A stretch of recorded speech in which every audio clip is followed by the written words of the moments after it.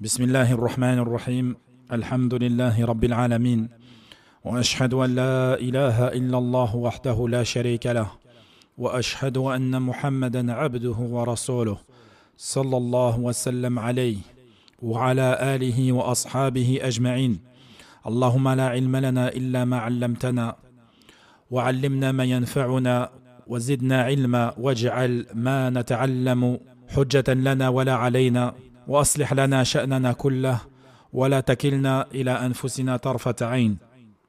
ثم أما بعد، ما زلنا في دراسة هذه الرسالة التي ألفها الإمام المجدد المصلح محمد بن عبد الوهاب رحمه الله تعالى ورعاه، وهي رسالة قيمة سماها واجبنا نحو ما أمرنا الله به. Nous sommes toujours dans l'apprentissage de cette lettre que ce grand imam a écrit, intitulée Notre devoir envers ce que Allah nous a ordonné. Et comme nous l'avions dit dans les premiers cours, je vous recommande fortement d'apprendre cette risala. Cela vous permettra d'avoir une structure, une compréhension également, et également une base solide vers laquelle vous pourrez revenir lorsque vous aurez besoin de vous remettre en question. Al-Muhim, Cheikh rahimahullah ta'ala, dans cette risala, il dit قال الإمام المجدد محمد بن عبد الوهاب رحمه الله تعالى: إذا أمر الله العبد بأمر وجب عليه فيه 7 مراتب. الأولى العلم به، الثانية محبته، الثالثة العزم على الفعل، الرابعة العمل، الخامسة كونه يقع على المشروع خالصا صوابا، السادسة التحذير من فعل ما يحبطه، السابعة الثبات عليه. إذا عرف الإنسان أن الله أمر بالتوحيد ونهى عن الشرك، أو عرف أن الله أحل البيع وحرم الربا، أو عرف أن الله حرم أكل مال اليتيم وأحل لوليه أن يأكل بالمعروف إن كان فقيرا، وجب عليه أن يعلم المأمور به ويسأل عنه إلى أن يعرفه، ويعلم المنهي عنه ويسأل عنه إلى أن يعرفه، واعتبر ذلك بالمسألة الأولى وهي مسألة التوحيد والشرك. المرتبة الأولى العلم. أكثر الناس علم أن التوحيد حق وأن الشرك باطل، ولكن أعرض عنه ولم يسأل، وعرف أن الله حرم الربا وباع واشترى ولم يسأل، وعرف تحريم أكل مال اليتيم وجواز الأكل بالمعروف ويتولى مال اليتيم ولم يسأل. المرتبة الثالثة محبته، محبة ما أنزل الله وكفر من كرهه، لقوله تعالى: ذلك بأنهم كرهوا ما أنزل الله فأحبط أعمالهم. فأكثر الناس لم يحب الرسول بل أبغضه وأبغض ما جاء به ولو عرف أن الله أنزله. المرتبة الثالثة العزم على الفعل، وكثير من الناس عرف وأحب ولكن لم يعزم خوفا من تغير دنياه. المرتبة الرابعة العمل، وكثير من الناس إذا عزم أو عمل وتبين عليه من يعظمه من شيوخ أو غيرهم ترك العمل. On s'était arrêté là, donc on va reprendre ici à partir de la 4e étape, la martaba ar-rabi'a, qui est le fait d'œuvrer, d'accomplir les actes. Cheikh nous dit, c'est l'action, le fait d'œuvrer, parce que beaucoup de gens, lorsqu'ils se décident à agir ou commencent une œuvre, ils s'arrêtent lorsqu'ils se rendent compte que des gens qu'ils estiment ne sont pas d'accord avec eux, que ce soit des savants ou autres, ils arrêtent à cause d'eux. Car une fois qu'ils ont été vus par ces gens qu'ils estiment, ils se disent « je vais perdre ma place auprès de cette personne ». Donc ils s'arrêtent. Le fait que tu œuvres, tu dois t'attacher à cette œuvre pour Allah Azza wa Jal. Tout ce que tu fais pour Allah, tu ne dois pas regarder qui te regarde, qui t'estime ou qui te rabaisse. Mais tu dois foncer vers ceux qui plaisent à Allah Azza wa Jal. Allah tabaraka wa ta'ala dit dans le Coran: وسارعوا إلى مغفرة من ربكم وجنة عرضها السماوات والأرض أعدت للمتقين. Allah tabaraka wa ta'ala il dit: et concourez au pardon de votre Seigneur et à un jardin qui est le paradis, large comme les cieux et la terre. Préparé pour qui? Pour les pieux. Donc tu ne dois pas te poser la question à savoir, est-ce que mon mentor, mon shir, mon groupe, est-ce qu'ils vont être d'accord? Et ça arrive souvent des gens, ils vont aller dans des endroits, comme par exemple l'Arabie Saoudite, et avant de venir, leur shir, leur mouride, peu importe comment ils le nomment, ils vont leur dire, fais attention, tu vas aller en Arabie Saoudite, et là-bas, ils suivent la wahhabiyya. Ils emploient des termes comme cela pour faire peur aux gens, aux ignorants, dont l'expression a été galvaudée, ou plutôt leur compréhension a été modifiée. Parce que al-wahhabiyya, ça n'existe pas de base. Mais si on devait lui donner une signification réelle, c'est tout simplement le fait de suivre Cheikh Mohammed ibn Abdel Wahhab, rien d'autre. Et pire que ça, ces savants, ces hommes qui vont leur dire attention, tu vas aller en Arabie Saoudite, ils vont leur dire fais attention parce que eux, leur discours, c'est Qala Allah, Qala Rasulullah. C'est Allah a dit, son messager a dit. Ils ne dévient jamais de cela. Donc fais attention. Et c'est là où on voit la sottise de ces gens.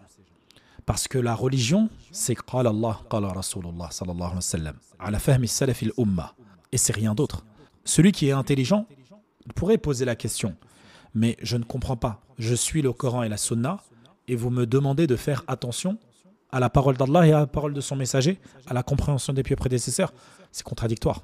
Dans beaucoup d'endroits, c'est comme cela. Celui qui est préservé de cela, hamdulillah. Mais sachez que dans certains pays, quand ils envoient des pèlerins, c'est la mise en garde qu'ils font avant même l'arrivée des pèlerins. Et pour mon expérience personnelle, moi ça m'est déjà arrivé de rencontrer des gens comme ça, qui avaient des idées arrêtées sur le message de l'imam Mohammed ibn Abdel Wahhab rahimahullahi ta'ala. Mais lorsqu'ils ont entendu le discours de leurs propres oreilles, directement, ils y ont vu du bon sens. Ils y ont vu de la logique et ils ont vu quelque chose de sain, de très sain. Et sachez même que nous, quand on intervient, jamais on va mettre en avant le nom de Cheikh Mohammed ibn Abdel Wahhab, mais on va mettre en avant son message. Et justement, quand ils se rendent compte qu'à chaque sujet qu'on aborde, il y a une preuve du Coran et de la Sunna, ils sont étonnés et ils y voient vraiment le bon sens de cette religion. Et pour ceux qui sont un peu plus pointilleux, ils vont venir à la fin nous poser des questions. Quel livre tu nous recommandes pour continuer dans la voie de ce que tu nous as enseigné aujourd'hui?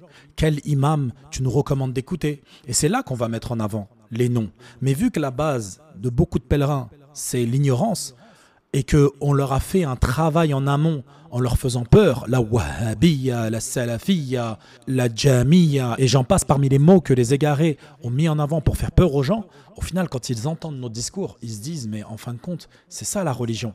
C'est Allah a dit, son messager a dit, à la compréhension des pieux prédécesseurs, et non pas à la compréhension de mon imam de mosquée qui me dit que j'ai droit de faire riba si c'est pour acheter ma maison principale, ou qui me dit que la divergence c'est une miséricorde, et que lorsqu'il y a une divergence, je dois prendre là où mon cœur penche, comme si la religion, elle était basée sur mon sentiment, alors que la religion c'est une vérité, qu'elle me plaise ou qu'elle me déplaise, je dois la suivre. Naam, subhanallah. Et de toute façon, en général, ils se rendent compte qu'au final, tout ce que l'on évoque, c'est juste ce qu'on a appris par cœur des livres de Cheikh Mohammed ibn Abdel Wahhab, rahimahullah, et d'autres savants, rahimahumullah jami'an. Et on les exploite en les adaptant aux gens qui sont face à nous. Naam, parce que imaginez-vous, ils viennent avec plein d'idées arrêtées et ils écoutent tout et n'importe quoi. Les prédicateurs 2.0, les imams 2.0, qui aiment perturber la foi des gens en ramenant des sujets tellement ambigus. Ils ne veulent pas se baser sur les choses sans équivoque, mais ils préfèrent se baser sur tout ce qui est équivoque, tout ce qui peut mener à confusion. Et tu as dans les deux camps, soit dans l'extrême, soit dans le laxisme total, où ils vont t'autoriser des choses tellement graves, et de l'autre côté, ils vont t'interdire des choses qui sont à la base autorisées. Al-Muhim. Donc Shir, dans sa risala, il a ramené les choses de manière ordonnée. Il a commencé par les actes du cœur. Le fait de connaître, c'est la base. Tu dois aller chercher la science. Une fois que tu l'as acquise, tu dois aimer ce que tu apprends. Quand tu aimes ce que tu apprends et que tu sais que c'est la vérité, alors tu es déterminé à l'accomplir. Et quand tu apprends le mal, le mauvais, ce qui est interdit, tu le détestes. Et tu es déterminé à t'en écarter. Une fois que tu es déterminé, là tu te mets en action. C'est-à-dire, tu œuvres dans ce bien que tu as aimé et tu t'écartes du mal que tu dois détester. Et c'est ça le véritable croyant. Sa vie est ainsi faite. Dès qu'une occasion se présente, alors tu dois la saisir. Tu dois être proactif, rapide, accomplir les bonnes œuvres, avide de les réaliser. Ne remets pas au lendemain ce que tu peux faire aujourd'hui. Allah Azza wa Jal, il nous dit dans le Coran, Ulaika yusari'una fil khayrat wa hum laha sabiqun. Ceux-là, c'est-à-dire les croyants, se précipitent vers les bonnes actions et sont les premiers à les accomplir. Également, le prophète sallallahu alayhi wa sallam, il nous dit dans un hadith, hâtez-vous d'accomplir les bonnes œuvres, parce que la bonne œuvre, lorsqu'elle se présente à toi et que tu es négligent et paresseux, cette opportunité te passe sous le nez. Quand c'est l'heure de la prière, c'est maintenant. Inna salata kanat ala al-mu'minina kitaban mawquta. Donc tu te dois de te précipiter. Et d'ailleurs, dans la sunna du prophète sallallahu alayhi wa sallam, lorsqu'on fait l'adhan, il le dit clairement, hayya ala salat, accourez vers la prière. Et d'ailleurs, le prophète sallallahu alayhi wa sallam, dans un hadith de Aïcha radiallahu anha, nous raconte et elle nous dit, lorsque la prière arrivait, lorsque le temps de la prière rentrait, le prophète sallallahu alayhi wa sallam se tenait debout comme s'il ne nous connaissait plus. Et il disait, as-salat, la prière, la prière. C'est-à-dire, dès que le moment de la prière arrivait, il délaissait toute chose. Il se consacrait totalement à quoi? À la prière. Et il s'empressait vers elle. Et c'est comme cela que doit être le comportement des pieux. S'empresser de faire les bonnes actions. Se consacrer à elle. De revenir vers soi-même pour être constant dans les œuvres. Te poser les questions suivantes. Pour qui? Comment? Pourquoi? Je fais tout cela. Je prie, je jeûne, je fais des aumônes. Tes actes d'adoration doivent être faits avec sincérité et avec conformité. Et on y reviendra, Inch'Allah wa ta'ala. Tu dois faire en sorte que tes actes soient conformes à la parole d'Allah Azza wa Jal. Wa ma khalaqatul jinna wal insa illa liya'budun. Et l'adoration, c'est une chose qui part du cœur et que les œuvres, que tes membres rendent véridiques. Et quant à la parole de Shir, rahimahullah, sur le fait que des personnes délaissent le bien à cause de gens qu'ils aiment ou qu'ils apprécient, ça c'est connu. Et encore une fois, c'est le poids de la société. Parfois, tu vas grandir dans un quartier et tu as des amis, vous aurez fait les 400 coups peut-être. Et là, tu vas te réformer, tu vas revenir vers la vérité. Et puis, Shaitan, il va venir te mettre des ambiguïtés dans l'esprit. Que vont dire les gens? Comme c'est arrivé à l'époque du prophète sallallahu alayhi wa sallam, lorsqu'il a envoyé des messagers à Héraclius et qu'il l'a appelé à embrasser l'islam, et que Héraclius a reconnu la véracité de Muhammad sallallahu alayhi wa sallam comme messager et prophète d'Allah Azza wa Jal, lorsqu'il a dit ça à ses compagnons, ils ont été étonnés. Et lorsqu'il a vu l'étonnement de ses ministres, alors il leur a dit, je ne voulais par là que vous tester, vérifier votre foi, être sûr que vous êtes ferme dans vos croyances. Et il a donc fait marche arrière. Wa a'yadhu billah. Et c'est pour cela qu'il faut toujours demander l'aide d'Allah Azza wa Jal. Comme dans le hadith de Mu'adh ibn Jabal, radiyallahu anhu, le prophète sallallahu alayhi wa sallam, il était avec lui et Mu'adh était en groupe. Et il lui a dit, Ya Mu'adh, Wallahi inni uhibbuk, fala tada' an taqula dubura kulli salat, Allahumma a'inni ala dhikrika wa ala shukrika wa ala husni ibadatik. Donc il lui a dit, Wallahi, je t'aime. Imaginez-vous, le prophète sallallahu alayhi wa sallam, il vous dit ça. Il lui a dit, oh Mu'adh, Wallahi, je t'aime. Il a juré par Allah qu'il aimait Mu'adh. Puis il lui a dit, n'abandonne jamais le fait de dire à la fin de ta prière, oh Allah, aide-moi à t'évoquer et aide-moi à te remercier et à t'adorer comme il se doit. Tout ce que tu fais, tu as besoin de l'aide d'Allah. Pour œuvrer, tu as besoin de l'aide d'Allah. Pour continuer dessus, tu as besoin de l'aide d'Allah. Pour apprendre, tu as besoin de l'aide d'Allah. Dans tout, absolument tout. Donc, ne pense pas qu'une fois que tu as appris, que tu peux te suffire à toi-même. Comme certains malheureusement qui rentrent dans la vanité. Ils pensent que s'ils sont là où ils sont aujourd'hui, c'est grâce à eux. Qu'Allah, wallah. Tu n'es rien si Allah Azza wa Jal ne te facilite pas cela. Et subhanallah, lorsqu'on médite sur le hadith de Mu'adh, le prophète sallallahu alayhi wa sallam, il lui dit de dire cela après la plus belle des adorations qui est la prière. Comme tu as besoin d'Allah pour qu'il t'aide à accomplir tes prières à leurs heures, en groupe pour les hommes, tu as besoin de son aide pour continuer ta journée, car tu as d'autres prières qui arrivent. Mais également, à la fin de ta prière, qu'est-ce qu'il est recommandé de faire? D'évoquer Allah, Donc avant même d'avoir fini ta prière, parce que cette dua, tu l'as dit pendant la tahiyya, à la fin, avant de dire Assalamu alaykum wa rahmatullah, tu demandes l'aide d'Allah pour te permettre de rester à ta place, assis après la prière, et de l'évoquer en disant Astaghfirullah, Astaghfirullah, Astaghfirullah. لا إله إلا الله وحده لا شريك له له الملك وله الحمد وهو على كل شيء قدير لا حول ولا قوة إلا بالله لا إله إلا الله ولا نعبد إلا إياه له النعمة وله الفضل وله الثناء الحسن لا إله إلا الله مخلصين له الدين ولو كره الكافرون.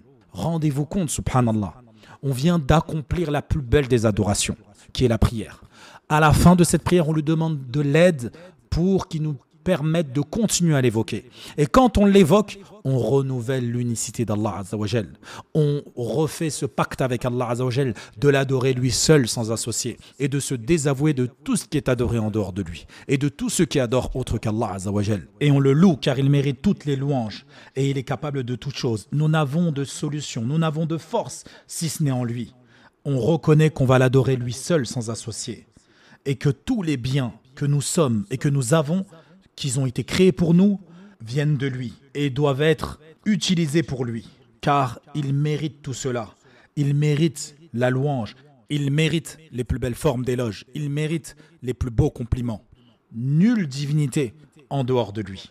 Et cela même en dépit de la haine des mécréants, de la haine des associateurs, de la haine des mubtadi'a, des innovateurs. Et c'est ça ta journée. Et tu fais cela à 5 moments dans ta journée.